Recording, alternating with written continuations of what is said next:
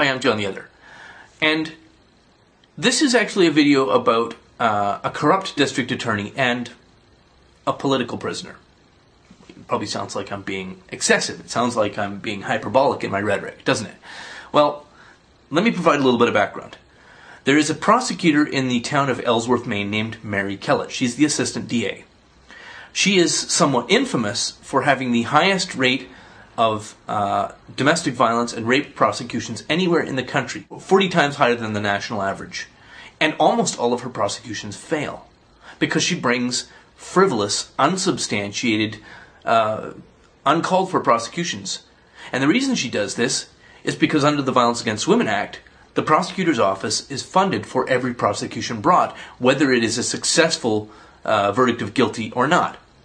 So Mary Kellett pursues frivolous prosecutions in order to fund her office. And the damage and destruction to the families of the men she prosecutes, nobody seems to care about that. But she brought a prosecution against a guy named Vladek Filler, which during his divorce, his wife, who is a psychotic lunatic, and I'll establish the proof of that in just a second, charged him with domestic violence and sexual assault and a bunch of other nonsense. And of course, Mary Kellett's office prosecuted Vladek Filler, but she was so excessive and so unethical in her prosecution, she suppressed exculpatory evidence, she tampered with witnesses, she was essentially totally unethical in her prosecution, and so the case was thrown out on the grounds of prosecutorial misconduct. Now, there was a petition circulated last year which got more than 1,000 signatures on it that Mary Kellett should be investigated by the Bar Association. And now she is being investigated by the Bar Association. And in fact, there is a hearing scheduled for next month in which Vladek Filler is scheduled to testify. However, it gets more complicated than that. Lygia Filler, Vladek's ex-wife, the one who brought all these charges against him and who is a psychotic person, was examined by the sheriff's office and found to have no marks of any physical assault or aggravation or any kind of physical interference or damage or injury, no injury. And then 4 days later, a Photoshop of her arm showed up with a bruise on it. And this Photoshop of her arm, Lygia Filler's magic arm, was used by Mary Kellett's office to secure a conviction for assault. And because it was such a trivial injury, a little bruise on her arm, he got 21 days in jail. But he hasn't served that 21 days. However, Mary Kellett's office has scheduled Vladek Filler's 21 days in jail for the same interval that Mary Kellett is to be under investigation by the Bar Association at her hearing. And he is scheduled as a witness against her. And her office is putting him in her jail while he's scheduled to be a witness against her. This is very, very clearly a case of intimidation by the prosecutor against a hostile witness.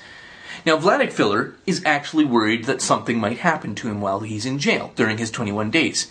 And I'm worried about it too, because Mary Kellett has shown a total lack of ethical compunction up to this point. Why wouldn't she allow harm to come to this guy? Just put him in a cell with some big psychopathic violent maniac, tell the big psychopathic violent maniac that Vladek Filler is a child molester or something else to get him all fired up, and Vladek Filler is found dead the next morning. So that's why I'm doing this video, because Vladek Filler is going to be serving 21 days in the jail of the prosecutor who he is called to testify against, and the jail is being held as a secure, unknown, undisclosed location. Now, I'm going to play the recording of a rant that I did on A Voice for Men radio about this more than a year ago. Prior to his divorce, Vladek Filler was described by his wife of 16 years as the most loving and caring man and father that she had ever seen in her entire life. Mr. Filler's stated reason for the divorce from his wife was her mental instability and abusive behavior, a claim which appears at odds with Lygia Filler's glowing description of Vladek Filler. Within days of filing for divorce, Mr. Filler's wife, Lygia, revealed the depth of her abuse and insanity. Lygia Filler, as a tactic to win advantage in the divorce, charged her husband with rape. Assistant District Attorney Mary Kellett saw an opportunity for personal advancement and threw herself enthusiastically into the case, despite a complete absence of physical evidence and a history of histrionic, absurd, and psychopathic behavior on the part of her star witness Lygia. Here is a recording of Lygia Filler, just for context. Mom's gonna have to be evaluated. she's threatening to kill her husband and everything else. You better watch out because I'm gonna come get you. And I'm gonna fucking kill you! Oh yeah, my cousin will help me. Oh, you see. We're gonna cut you into pieces. We're gonna have fun doing it. They're not afraid either. They're not afraid because... That's what Ligeia Filler said to the police. The Assistant District Attorney, Mary Kellett, pursued the prosecution of the innocent Mr. Filler with such enthusiasm and vigor that her conviction obtained without evidence was overturned due to prosecutorial misconduct.